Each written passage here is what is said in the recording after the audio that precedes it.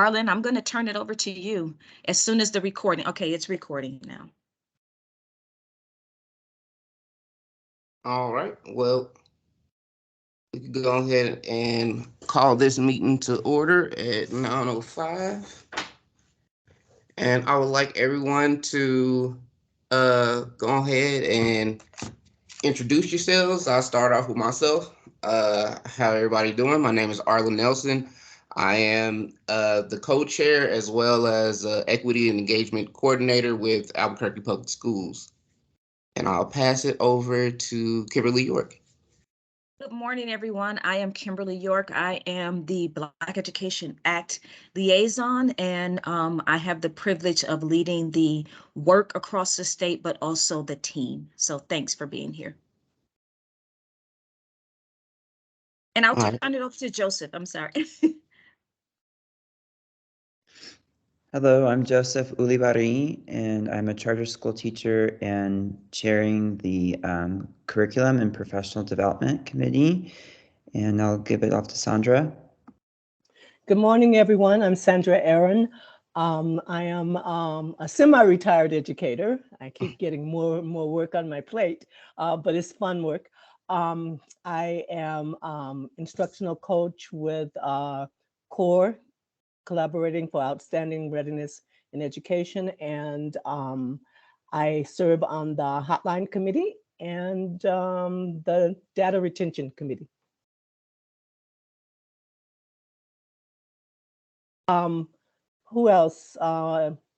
Monique is driving, so her camera's off. I can go. I can't. Okay. Thank you. Good morning. My name is Monique. I'm an assistant professor at New Mexico State University in the Department of Special Education, and I am co-chairing the Family Committee with Romulus. Nice to meet you all.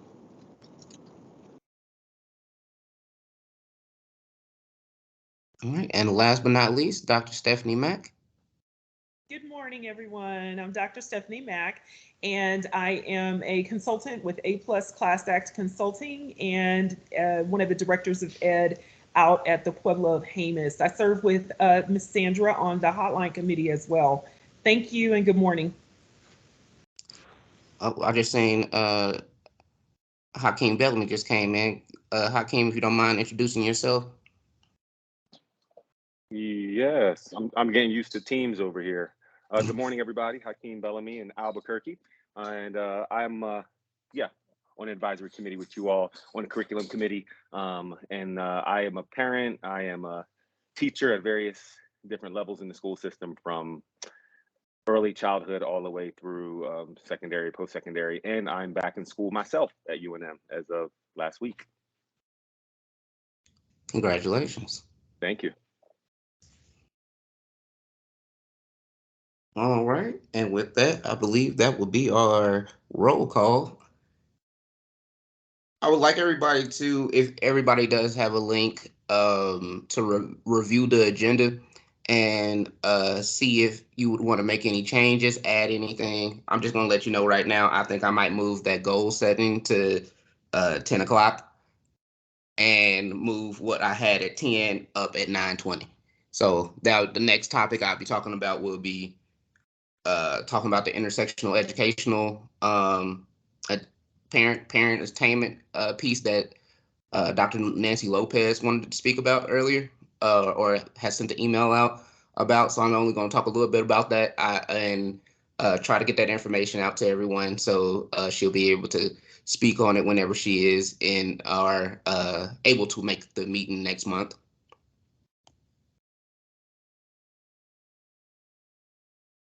But is there any other changes anyone would like to make to make?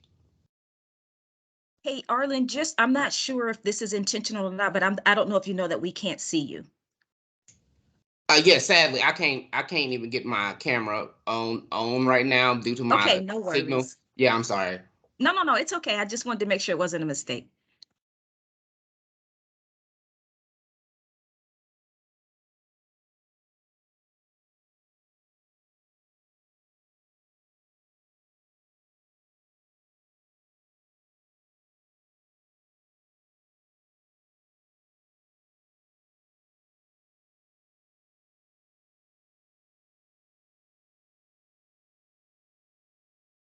And everybody has a link to the agenda, right?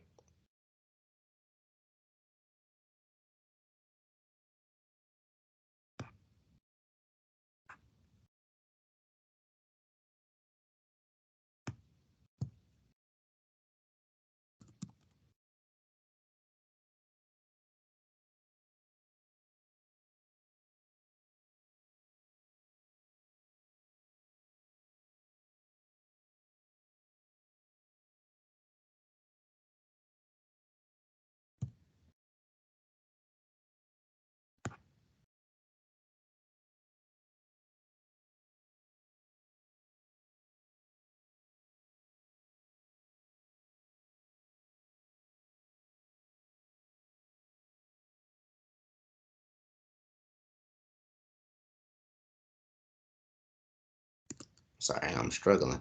All right. So with that, I'll just move into the uh, next piece, unless anybody has anything they want to add or change.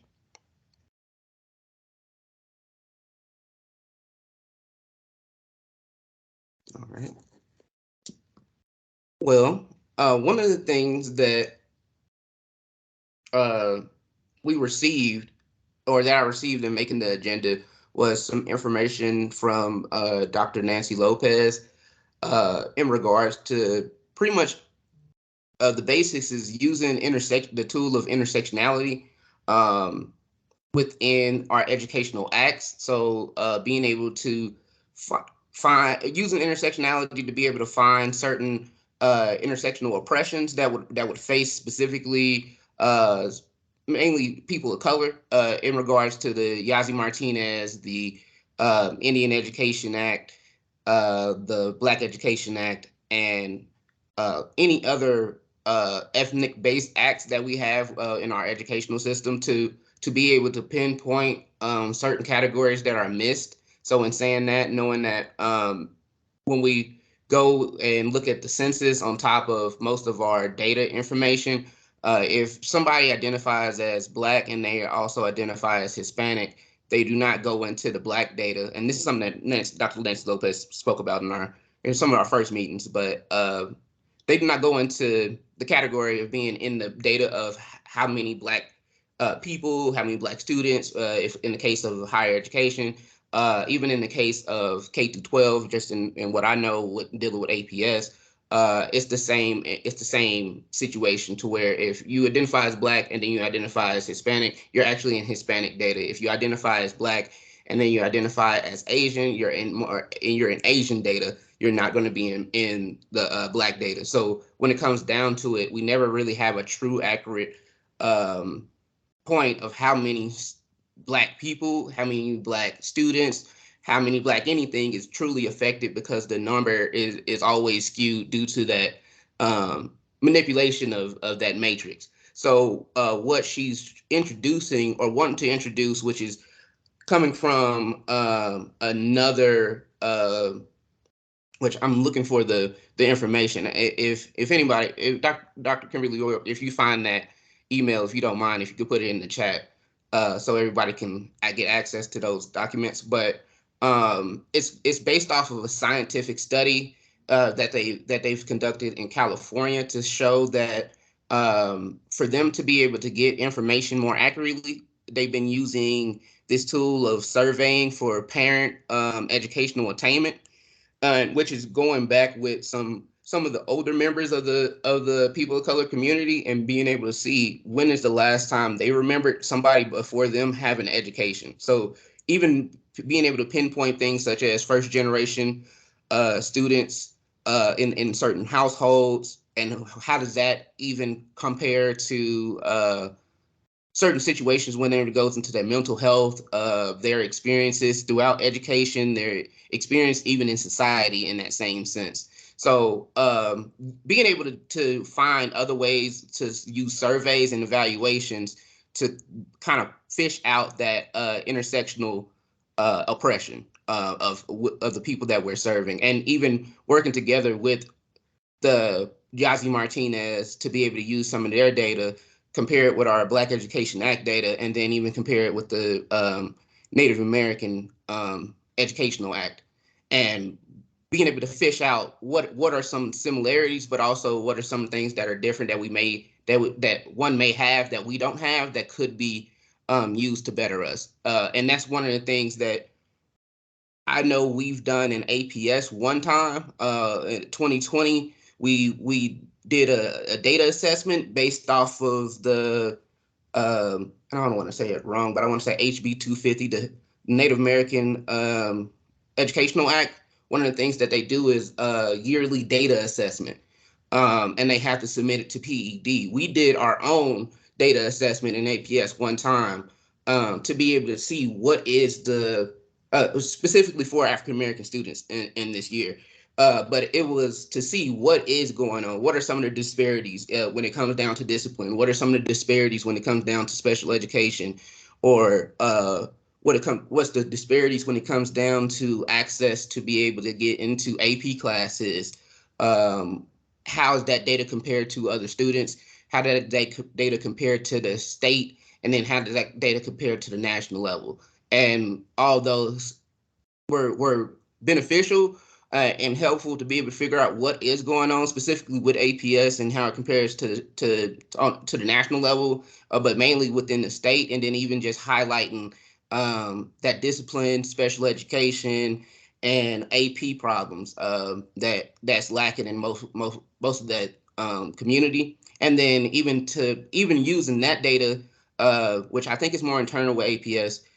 We also did another evaluation of our data and how we take it in. So I think it is more internal, but internally we do have a system to where we can figure out what students, whether they were mixed or not, are actually within our district. So it's like a whole new data analysis that actually breaks down the different Black demographics, whether they were mixed or not, whether they are African newcomers or they are natives to America.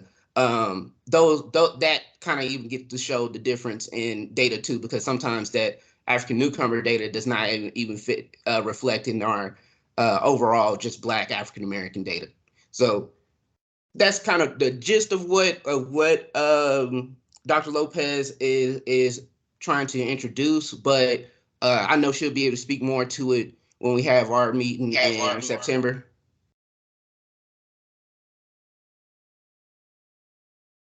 Do anybody? I think I heard something. Anybody got any questions? Arlen, I just wanted to see if Patricia wanted to weigh in on that at all. Mm-hmm. Good morning. I apologize that I'm a few minutes late. I think Arlen did a really great job of describing what Dr. Lopez's intents and agenda is regarding this data.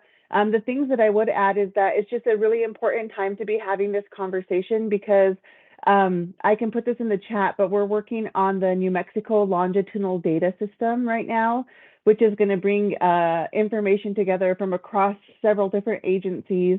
And the goal is to be able to track students, with disidentified information, but from early childhood until career. And so we need to be thinking about these data questions now as we're starting to ingest the different data pools from the different agencies.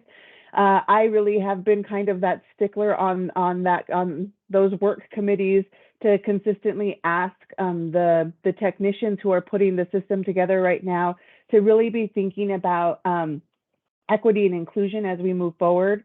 As you all might know, in the tech field, there is a lot of bias that somehow tech is free from bias, and we know that that's not the case. And so I've been sending readings their way. I know that they recently did a day-long workshop on equity and inclusion in the tech field.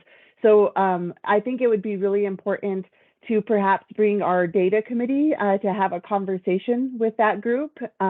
There's several different working groups, but with one of the groups from the LDS, so that they can start understanding these issues before, so that we can attend to them before instead of having to fix them after.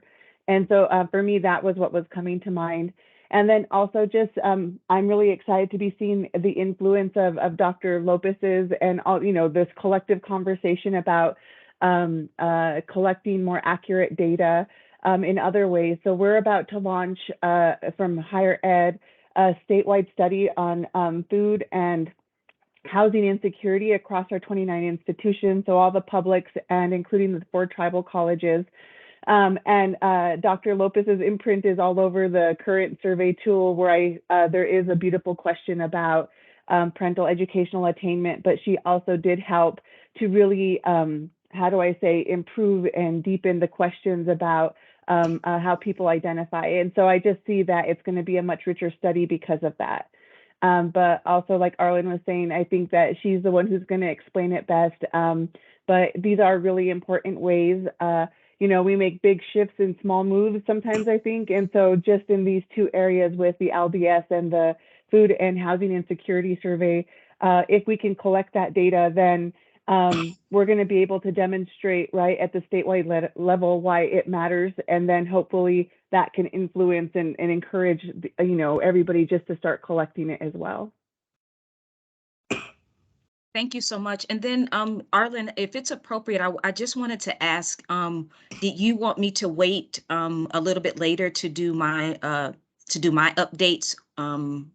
Just looking at the agenda, or did you want sorry, to? I showed this. No, it's okay. Oh, no, it's okay. I'm looking at it It's on my okay. phone, so I definitely didn't see that part. So no, definitely you can go ahead and hit us with your updates. Okay, perfect. Thank you. Good morning, everyone. I see that a couple more people came in, so we're glad that you're here. I did want to provide you with some very good updates with regards to the Black Education Act, and I'm going to share my screen. And I too, this Teams is new, and so it is still a learning curve.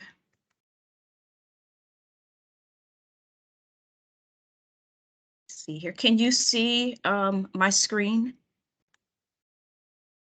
Yep.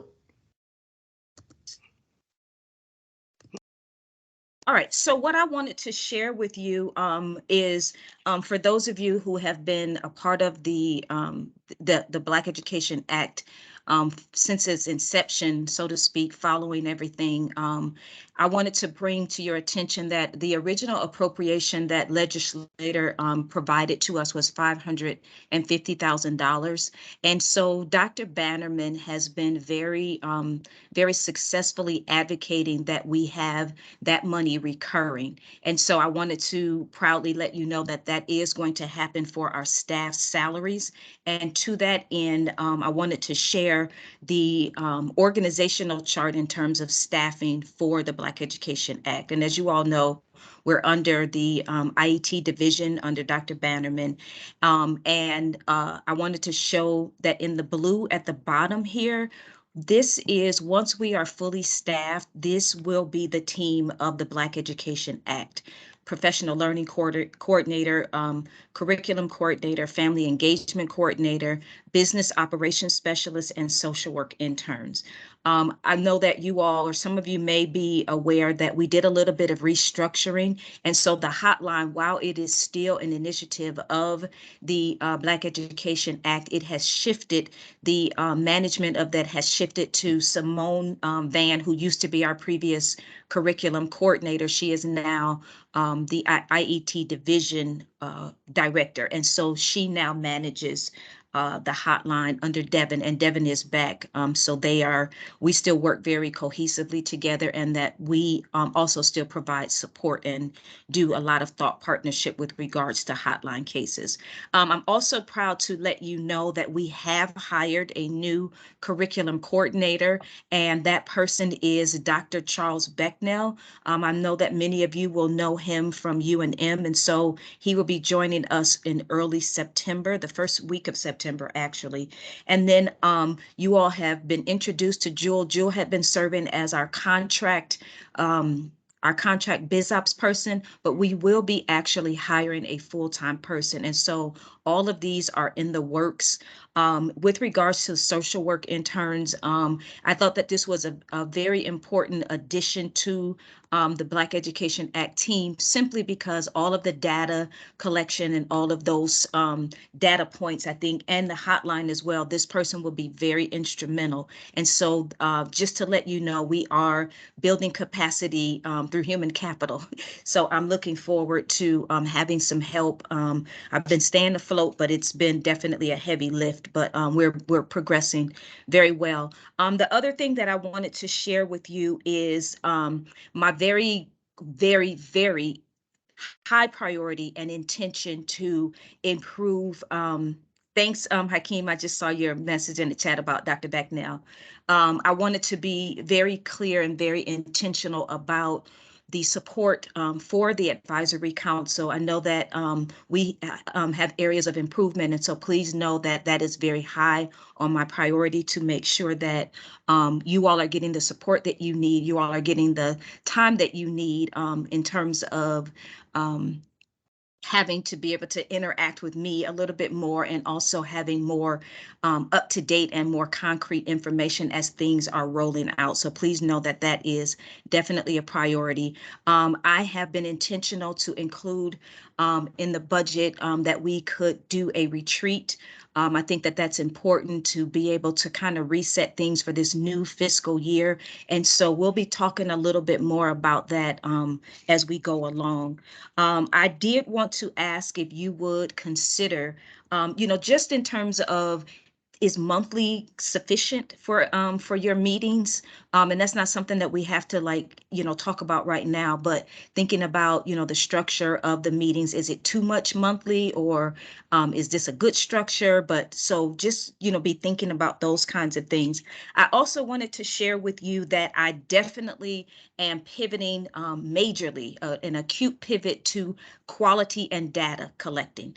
As you know, that one of the requirements of the statute is a status report every year. But even more than that, I am just a person that wants to know, not just when we get to the end of a fiscal year, or not just when we get to the time of reporting. I want to make sure that we are at every point that we can collecting data from our constituents, that we are collecting data that informs our practices and how we are prioritizing programs that we will be rolling out, how we are prioritizing town halls, which is definitely also a high priority for me, and getting the awareness out. But I also want to know in terms of how we can better directly support students. And so to that end, we are working very collaboratively with the State Office of African American Affairs. Amy Whitfield, who is the executive director, is working tirelessly to rebuild and reboot Black student unions, as you know it, but we have changed the name to be Black Student Alliances to be more inclusive. And so you will be getting more information about that coming very soon. Also wanting to make sure that I am being intentional about paying attention about, we need to pivot and start including other aspects of the act, including higher education. We haven't had a chance to really, when you think about just 1 year, we really haven't had a chance to fully embrace all of the aspects of the act. And so the goal setting that you all will be doing, I am also doing, to make sure that everything is, one, aligned with the PED 5-year strategic plan, but more importantly, aligned with the HB 43 statute, and also aligned with the Martinez-Yazzie lawsuit. And so we want to make sure that everything is parallelly aligned and can inform how we need to pivot as we're getting feedback in terms of quality and those kinds of things. One other thing that I forgot to mention is that we have had a couple of people who have had to step away from the council. And so Dr. Means has moved out of state, and so she will no longer be joining us. I have also been out in the community trying to recruit students to be a part of the council. And so I think I have successfully been able to identify some students working with the MLK Commission.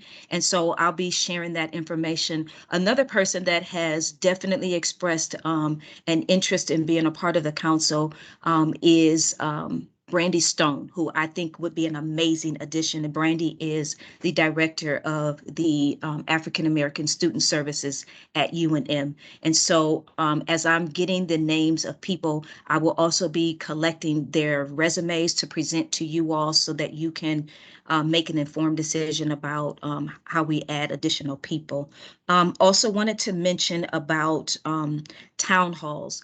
I am a very strong proponent of not just having this level of expertise on a council and not really utilizing you all. And so I've had very intimate conversations with some of you all about wanting to be more active and wanting to have a more participatory role. And so I am here to say that I am all for it.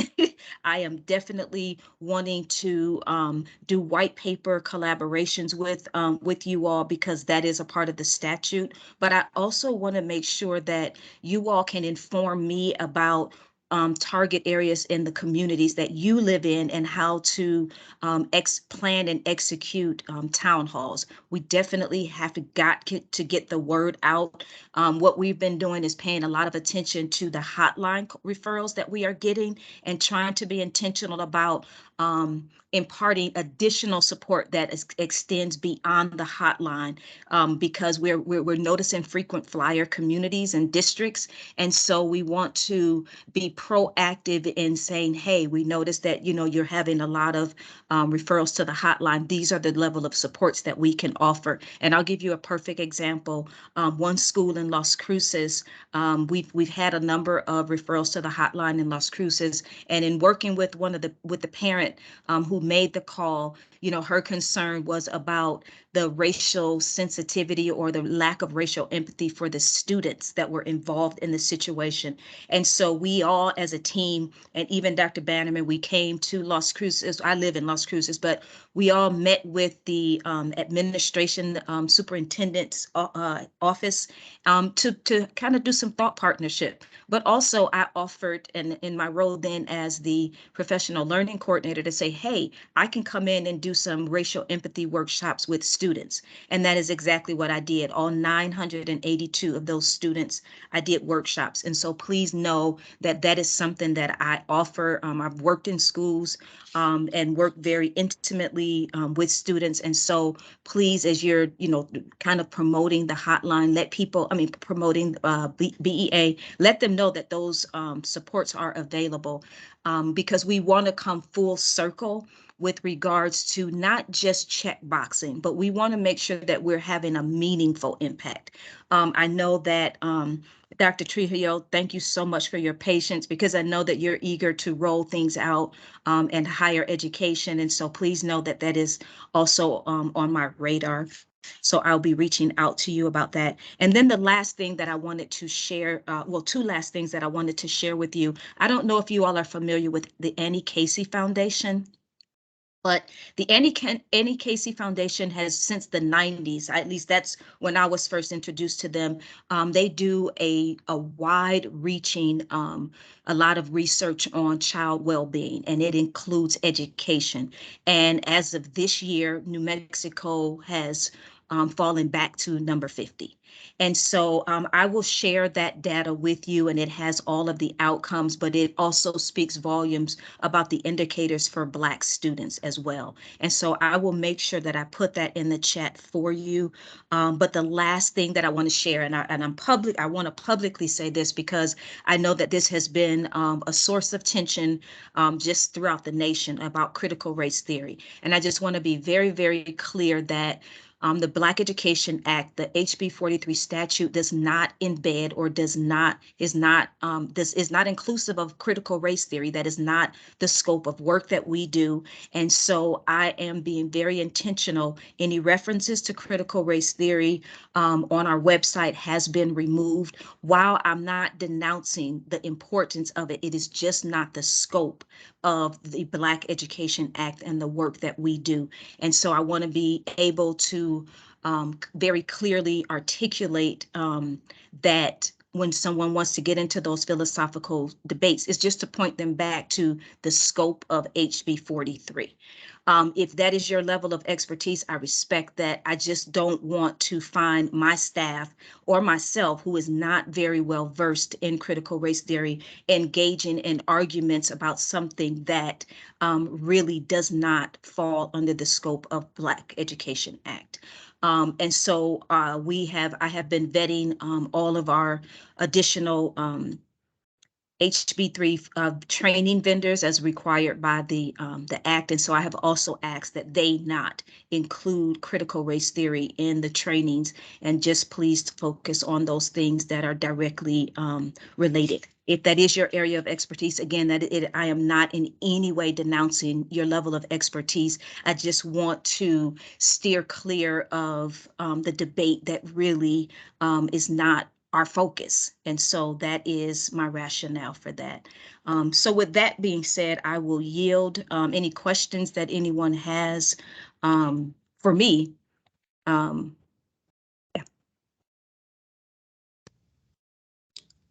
I do have a quick question. Go for it. I understand the element of not having critical race theories, but are the trainers doing like anti-Blackness, anti-racist elements in their training, or is Absolutely. it okay? Yeah, absolutely. And again, the reason, the rationale is because my team, number one, we are not well versed in critical race theory, and it is not outlined in the Black Education in HB 43. But even more so, yes. All of the trainers that are being vetted are sending me their information so that I can kind of look over it to make sure that it is aligned with HB 43. But yes, districts and schools have access to anti-Blackness. I don't know if you all are familiar with Dr. Holly's work. And so the VAB and all of those things, we want to make sure that it is culturally relevant. And so the other thing that I want to ask is if you all have, I know that Hakim and I are going to be talking, he's provided some training, but if you have recommendations for people to be able to provide trainings, please let me know. Or even if you yourself would be interested in providing some trainings, please let me know. I hope I answered your question, Arlen. Oh, no, you did. Okay.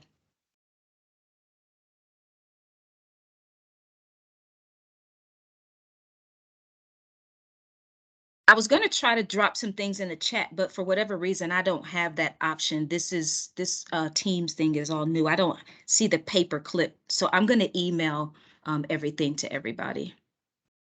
Arlen, I yield back to you. All right. Well, I mean, really, you can go and stay on, because the goal exercise, I would want to make sure is aligned more with your idea of SMART goals. So if you could even explain SMART goals, and then I'll take it from there.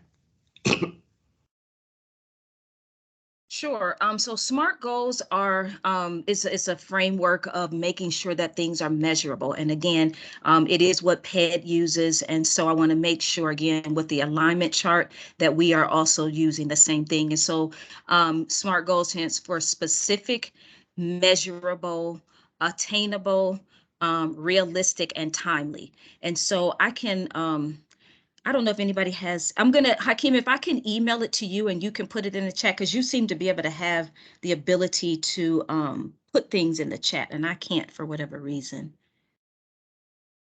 So specific, That's measurable. fine, Kimberly.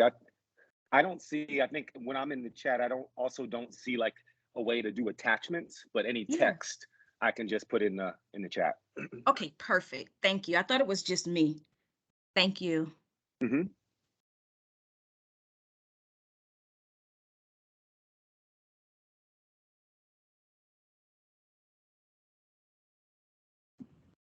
Arlen, can I just ask for clarification? Is your goal for the goals, is it to just start today and then Yes. complete, or I'm not sure what your vision is.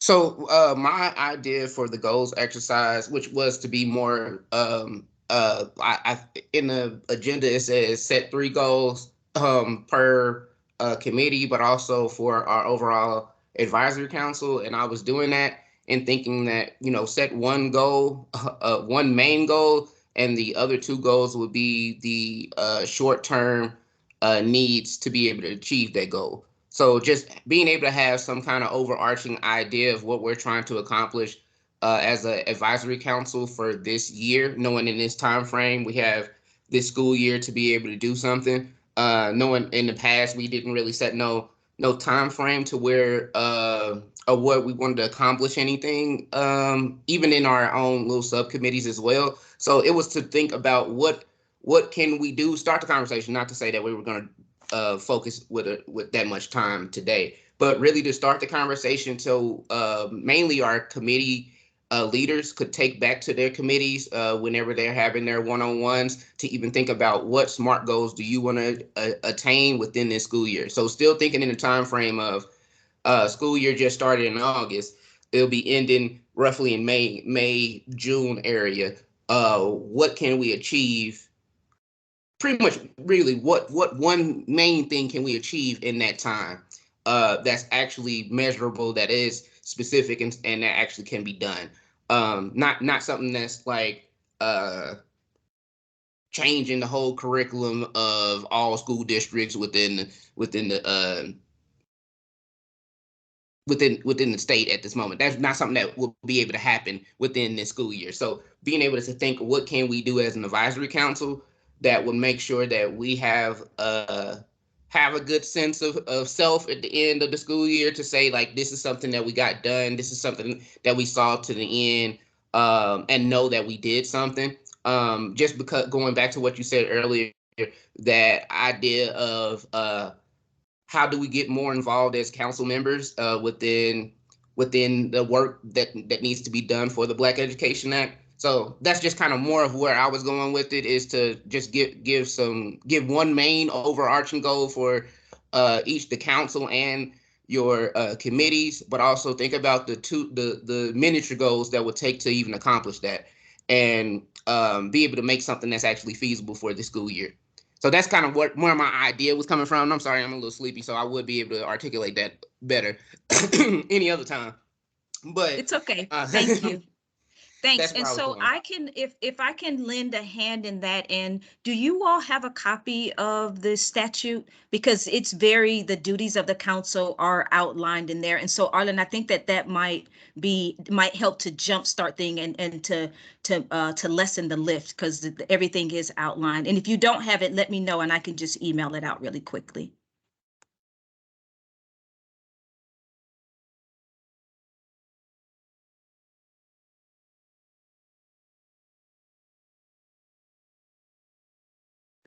If you don't mind just emailing it out real quick, just to make sure I have it on the top of my email. But your screen is still being shared. I wasn't sure if you knew that. Thank you. I was not.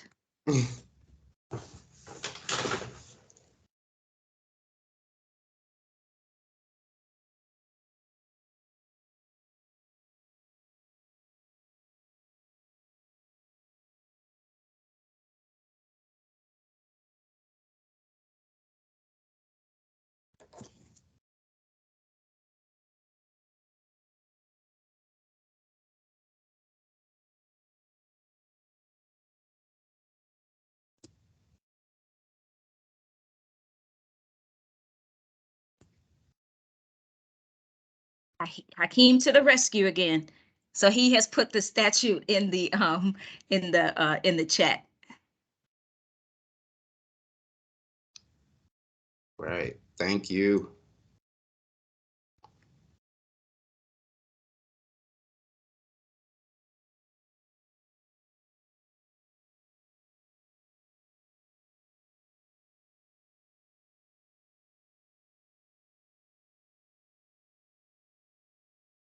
I was just going to say, I'm only a cusp millennial. I'm like on the old end of millennials, but sometimes it still works, you know. It's a day-to-day thing.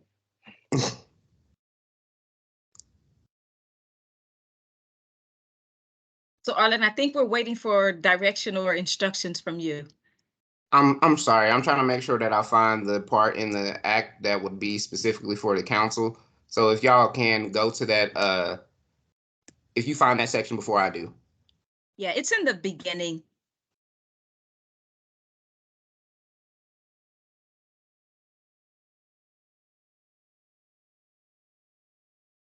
Well, if somebody already has it, you can share your screen to go ahead and.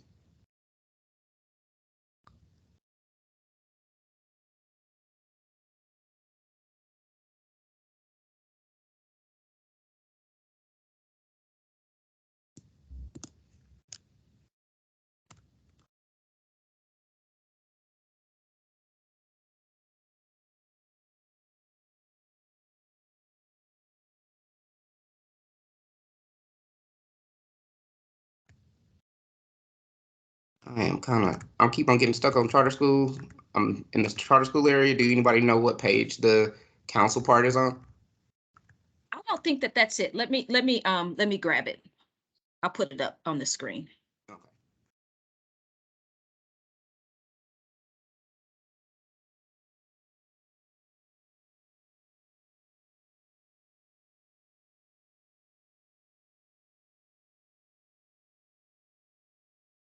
Hey, Arlen, can I make a recommendation, and you can definitely veto this?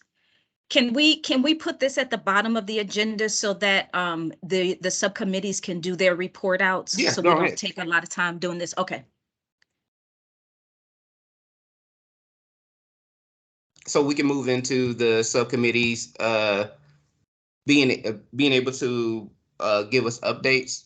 So we can start with the curriculum committee, if you're able. Okay. Hi, everyone. This is Joseph Ulibarri speaking for Curriculum and Professional Development. We met twice in these 2 summer months. We're refining our process for reviewing curriculum materials using a rubric system and so on and so forth. Looking on towards these types of goals we're talking about, right now, our committee has a goal of each subject area expert providing 3 resources that we can, as a team, vet and make sure that it includes information that goes along with what we're looking at as a BEA council, right? So as we look at these resources, we're using the rubric, and then when I say we're refining the process, we are going through and we're deciding whether we recommend we put this in our database for teachers to use as like supplemental material or not, or we don't recommend it using the rubric system. And so at the end, we put together a 200-word recommendation or comment section, I guess is what I'm saying. And in order to make it a consensus type of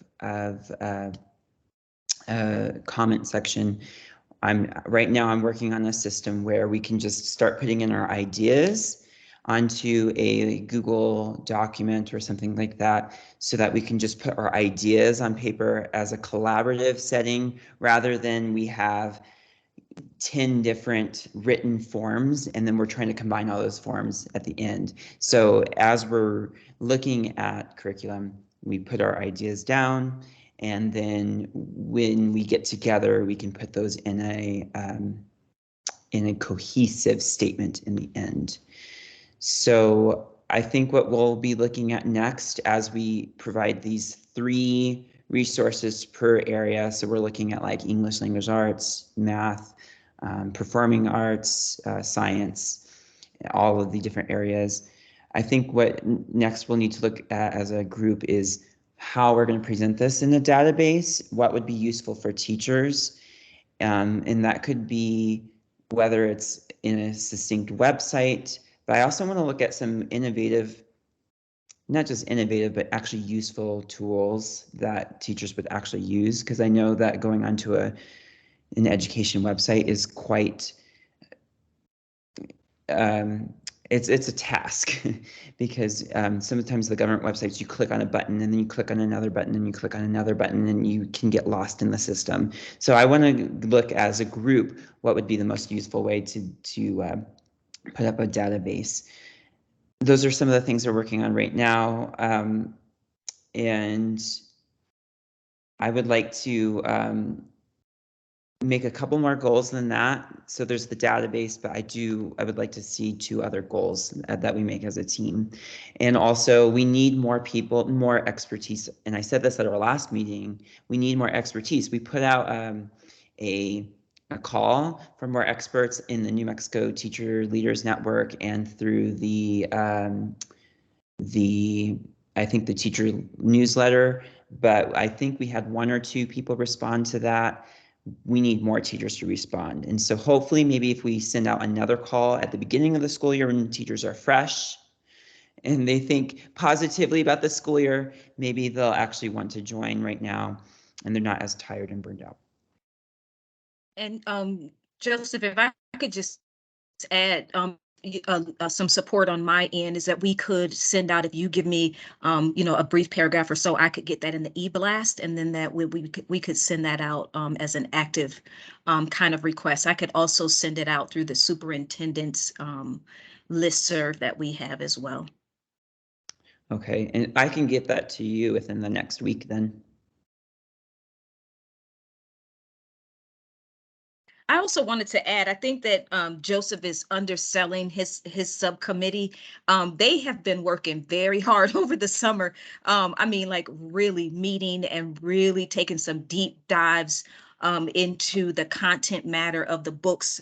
I don't even know if Joseph, I think he had a little vacation, but they have really, really been hitting the ground hard. And so I just wanted to, all the committees, I want to say thank you for everything that you all do.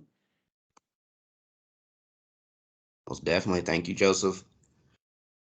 Could we have anyone from the Data and Policy Committee to give us an update? Yeah, I believe I can. And unfortunately, our Data and Policy Committee has not been able to meet regularly. Scheduling has been difficult.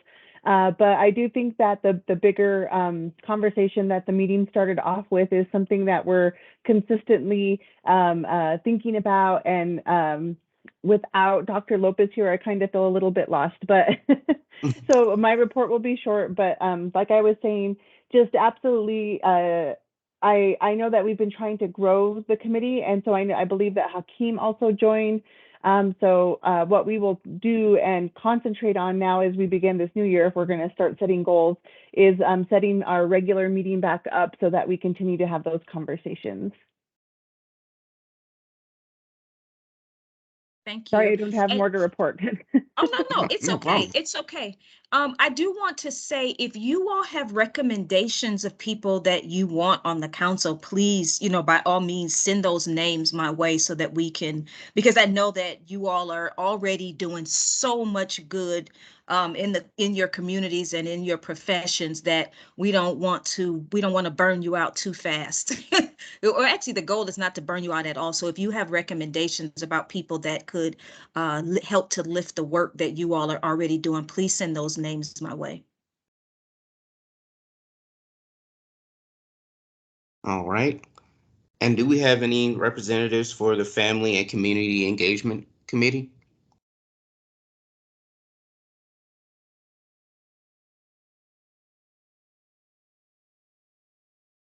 All right. Dr. Monique is here, but I think she's driving. I'm not sure if Yes. she can hear us or not.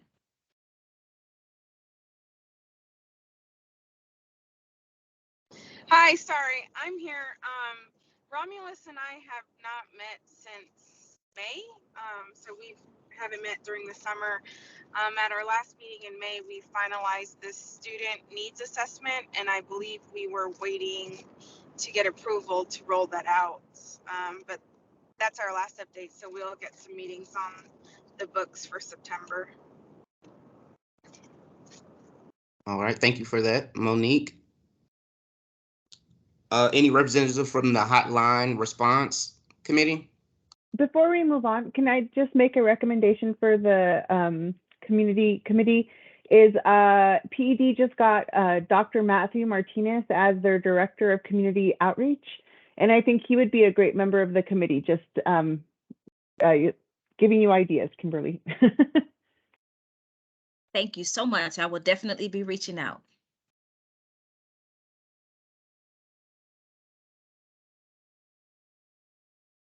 Hotline? Yes, ma'am. Okay.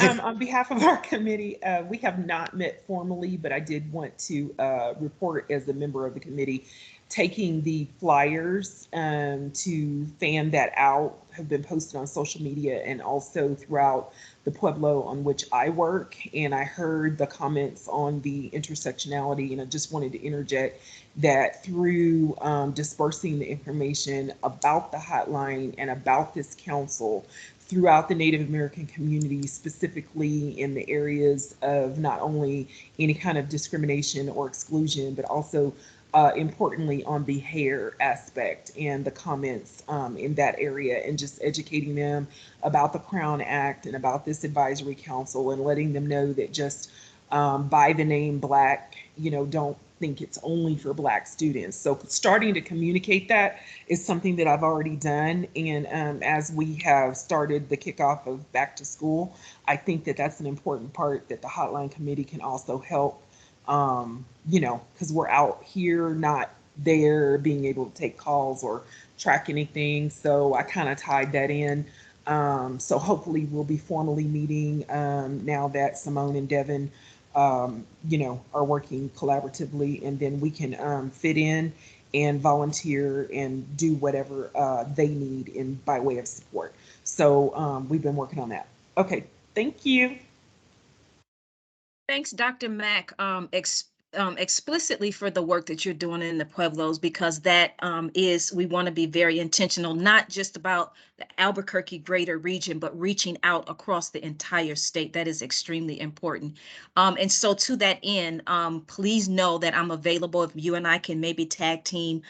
Devin is going to be getting out into the community as well, doing presentations about the hotline. And I can tell you now that I think that he's probably up to about, we're up probably about 40 or 45 cases now, and that just started rolling again since school started. So yes, and also thank you so much, and to all of you, please spread the word that the Black Education Act proudly serves and supports all students. We don't want people to think that while our charge is to improve educational outcomes for Black students, we serve all students, and so we don't want to unintentionally be exclusive, leaving students out, especially that hotline. So thank you so much for that, Dr. Mack, that clarifying point.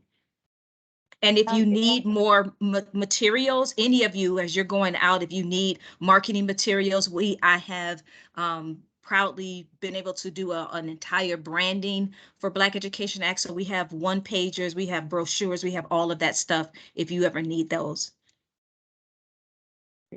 I just wanted to share that along with our Director of Indian Education, we've been doing visits to many of the tribes, in particular right now, concentrating on the Southern Pueblos, and we've just really been making this point about the Black Education Act, and in particular the Crown Act, and how there's solidarity there.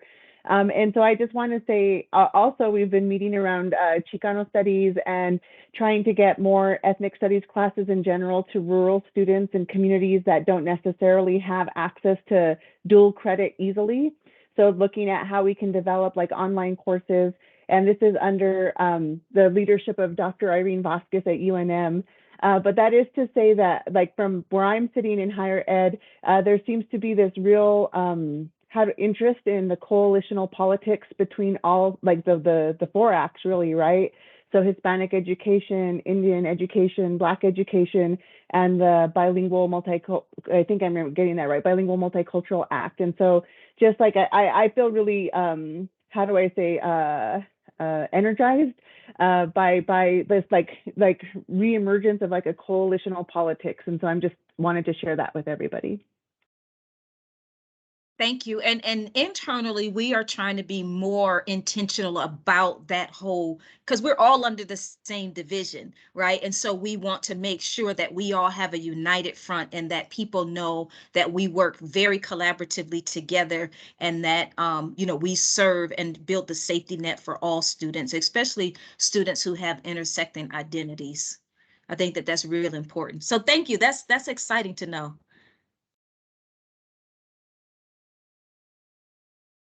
Go ahead, Miss Sandra. Hi. In regards to your one-pagers, perhaps it's a good idea just to put a few of those in the mail to each of us, because as we travel to places, we can put them out. For instance, I'll be going up to Blanco, it's an elementary school in the Bloomfield district, but I'll be going up to do some coaching there, and I can leave some there. And I'm also starting to work again at the school that I retired from, doing some contract work. I can leave, that's a high school, and they have a middle school, so I can leave some flyers there, and that could be helpful. Okay, so it's kind of weird that we don't have a mailing system kind of thing, but I can definitely meet up with anybody. And if we can't meet up, I will definitely put some packages together for you. Thank you so much for being our eyes and ears and our #1 champions in the community, spreading the word. I really appreciate that. Most definitely. And last but not least, do we have any representatives for the Public Relations Committee? That would be me. Okay. And so just an update that I am actively securing students to serve on this committee, because all of the students that were on it have graduated. And so what I'm ideally trying to do is to kind of recruit like maybe 10th, 11th, and 12th graders. And then that way there's kind of like a tiered approach. As one, as the seniors are graduating, the other students can kind of step up and take more of a leadership role. But then also Devin has taken on a greater role in terms of our website management and those kinds of things. And as soon as the recruitment process, the paperwork and all of that to hire a family and community engagement specialist person, this work will fall under that person. And as soon as we can get somebody on board for that, I'm hopeful that we'll be able to have greater impact in that area. But right now it's just me. And the way that I've been getting the word out about most things has been through the superintendent's list. I've started on the 8th, I started a school support series, which has been very, very well attended. And so trying to get the word out in that way. The other thing is that Devin is working on getting us our own social media platform. I know that right now we use the PED system, but Devin is actively working to try to get us our own channels and those kinds of things. So as soon as I get more information from him, I'll let you know. But that is my short and sweet report. All right. Thank you. Thank you. All right. I'm gonna try to now we can go into what I was trying to do with the goals. Again, I did put the HB 43 in the chat, but I'm looking for it again so I can re-add it.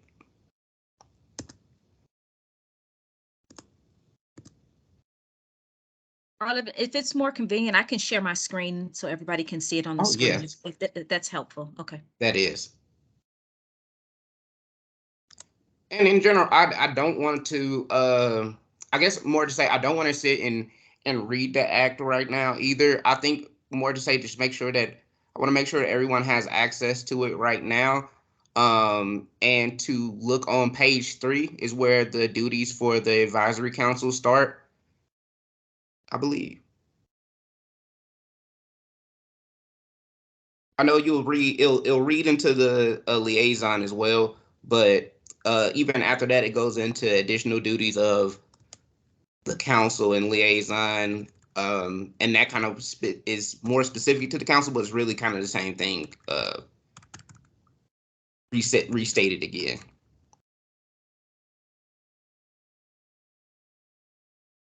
Can you all see my screen with the act up? Yes. Okay. Yes, but I think your team window is in the way, so you'll have to move your team window to the side. Yeah, there we go. So on page 3 is where the council duties set in, and I would want each one of us to kind of take mainly for homework, take this in, kind of read through it, figure out which goal, which one of the duties could be a smart goal specific for the council, and then even to think about, out of those duties, is your committee tied to some of these specific duties, and seeing how could your committee add to that, element to kind of give you more of that specific idea of what does your committee do to these duties, such as, like, I know in our with Joseph in the curriculum committee, we talked about materials. We went over some of the some elements that could be additional to thinking both what could help teachers and also what could help students in taking in information, what information is culturally relevant. Being able to have that element goes into some of the specific duties that is tied to both the liaison and the advisory council, and vetting information and creating curriculum and putting together white papers. One of the things that I think is prominent that I always hear, even in APS, is like the element of the HBCUs. We have knowing that that's something that we have to do, but also how do you not push past some of the schools that we also have here in New Mexico? I think that's one of the things that is is also prominent to think about, is like we have HBCUs, but we also have universities here that can also cater to our same students as well. But knowing that that is going to be a topic of conversation, we are going to need more information to be able to get access, for our students to have access to HBCUs. We are going to need more, knowing in the future we're going to be working more together with the liaison and the department on white papers, and just being able to kind of flesh out those things of what does that look like, but having a more key understanding of just figuring out what are these duties and these responsibilities, and which one of these could be attainable within this school year, because knowing everything ain't gonna happen immediately right now.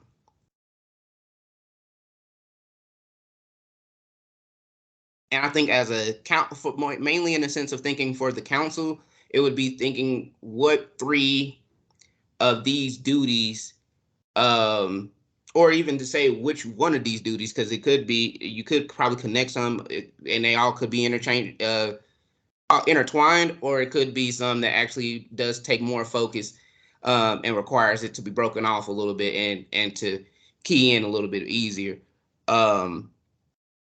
In those elements. So it's just to start the conversation. I'm sorry, I kind of sound like I'm all over the place, but more to say this is going to be our ongoing conversation. I know I'm gonna try to keep setting this in the agenda, just with time to figure out, are we talking about it? Just to keep it alive in our heads, and moving, and have some other opportunities moving forward. And I probably would even say, and I don't know, this does go back to your point, Kimberly, about our meeting structure, because that could be a way of thinking about, how do we meet as a council? Does that require more meetings as a council, or is that could be meetings as more leaders of the council? How does that work? Is there other ways that we can get communication out there? Is there other ways that we can have collaboration within?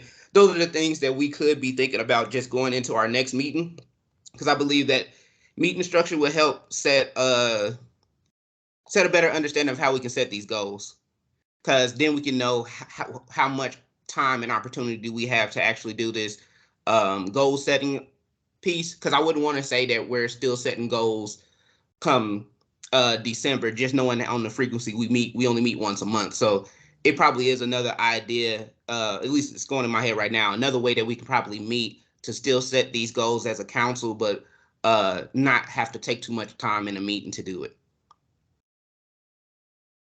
And Arlen, just as a reminder, the retreat, you know, I've embedded in the budget to be able to do that. And so just be mindful that that is also an option if you all want to, if we want to do a retreat, so that we can, you know, just take some solid quality time to, a day or so, just to be able to do that. Okay. Yeah. Okay. That's true. I'm sorry. I just did forget about that. It's okay. It's okay. The other thing, Arlen, just and for everybody, we know that we lost Dr. Alexandria as she moved out of state, but I'm sure that Arlen is actively open to a co-chair. And so if you have interest, you know, please talk to Arlen. Yes. Actually, I ain't even gonna say open. I need it. So if y'all can, yes, if somebody is willing to step up or know of anybody who would actually be key for that role, just let me know. Send me an email. I'll put my email in the chat. And I will still be in contact with Kimberly and make sure it can get approved and anything like that, and we'll be able to move forward, because I do need assistance. I'm not gonna lie, with my duties within APS, as well as my duties tied to this council and other councils, I am needing of assistance. I see your hand, Joseph. Oh, I was just going to talk a little bit. I just wanted to comment on the goal setting. I think it'd be appropriate if all of the chairs read through the act again, kind of highlighted those areas which their subcommittees cover. And then I think the retreat would be a great time for the chairs. Well, I mean, for the entire committees, that would be a great time for us all to discuss the goals. But I think the chairs need to meet specifically within that time too, to talk about the goals. And then from there, we can talk within our committees about the 3 specific goals, and then take that back to the act and say how we're relating the act to how we're meeting those goals, if that makes sense. So I think we just need to read the act first, meet together as the committee chairs, and then go back to our subcommittees, make the 3 goals for the fiscal year. And then from there, I think then we can reconvene and then talk more broadly about the goal of the advisory council. I think it has to come from the committees first, because it's broad. The act is pretty broad. I agree with that, Joseph. I think that's a good plan of attack when it comes down to that. I think that's also makes it more digestible, in my opinion. And I think it did. You just said something that's an element that I didn't really, that I spoke to before in the beginning, but I think we could set more in the future, is having just a co-chair meeting, some kind of standing co-chair meeting in general, that all the co-chairs would be able to kind of align with each other, and as well as with the liaison and the team, so we all know what's going on. And that could be even a meeting that helps me to even outside of having a co-chair, be able to help me set meeting agendas with people's opinions in mind at the same time. So I definitely agree with that. If that sounds cool with you, Kimberly. I love that idea. I love that idea. You give me some marching orders, and I'll do whatever you need me to do. to move it forward. Can we think about really quickly, maybe a month that we want to do, have the retreat? Yeah.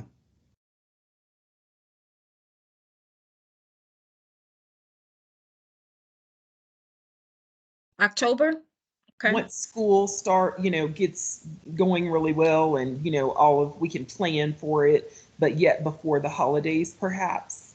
And also that'll give enough time for venue and thinking about rental or reserving space to avoid that holiday surge in price, etc. So maybe around that time. I agree with that. I know we have now. I wanted to ask the question because I know it's different per district, but do everyone have like a fall break time? Like, because ours is normally in that October range as well. That would be great to pick around that time. I don't think we have one until November, but let me check APS. Hold on.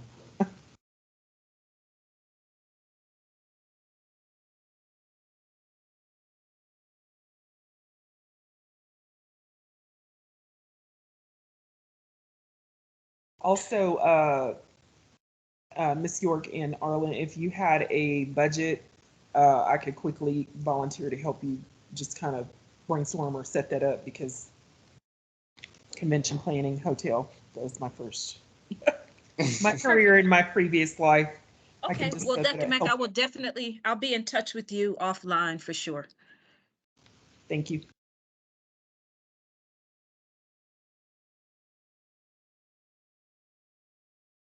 Does October, that time frame, work for everyone else? Are we thinking weekend or week and like time of day, length? October feels great. I just know that as a newly minted student again, I got weeknights and weekends. Yeah, okay, I'm looking. APS was October 6th and 7th for fall break, so it's just a little brief, but that is a Thursday, Friday. I don't know if there's probably a Saturday preference for a retreat, but 6th and 7th is what I'm showing, Arlen. Okay. Does weekend work for everybody? Yes. Maybe a Saturday? Okay. Well, I mean, I know we have our meeting that month too, but would it be too much to turn our that monthly meeting into the retreat? Well, so just keep in mind that the statute only requires the council to meet, I think, 3 times a year. So you could have a closed working meeting. It doesn't have to be a public meeting, because as long as we are meeting the statute requirement, then yes, it could be a working meeting. Okay, because I would recommend that, just because I know most people already have that space set aside, and we already, we already know the day, and we already kind of got our time frame. So I think if we shot for our meeting of October to be the retreat, I think that would be good, just even on your end, to know exactly what date and the timeline, and also more than likely everybody who's here right now will be able to attend that. Okay.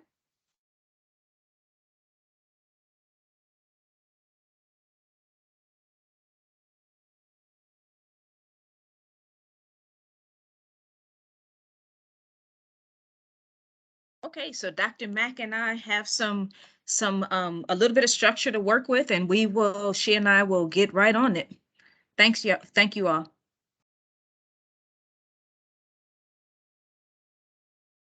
All right, and now in that case, unless anybody has any more questions or comments, we can move into our announcements. Do anybody got any updates coming from their school districts or committees or anything that's coming up in the next month until our meeting in September? I would like to extend an invitation. So I mentioned earlier that I have been doing a month-long school support series to increase understanding about the Act, also the reporting, the hotline. And this coming Friday, the 26th, I am doing, I did a workshop over in Las Cruces for all of the history teachers. And one of the things that I'm always conscious of is providing space for educators to ask their own race questions, right? Because we can't expect that they can have those kind of conversations with students if they themselves don't feel comfortable. And so I did an activity where they were able to anonymously write down a question that they had about race. They were able to ball it up, and I've taken all of those back. And so this coming Friday, I am going to be live answering a lot of those questions. And so I invite anybody who would like to join me as a panel person to answer some of these questions, or just to engage in dialogue about some of the real questions that teachers have about race and culture. So I'll send that flyer as well. I'll be sending you a lot of attachments in an email right after this. So I extend that invitation. It's going to be from 8:30 to 9:30 on Friday, this coming Friday, the 26th. All right. Do anybody else has any updates and announcements?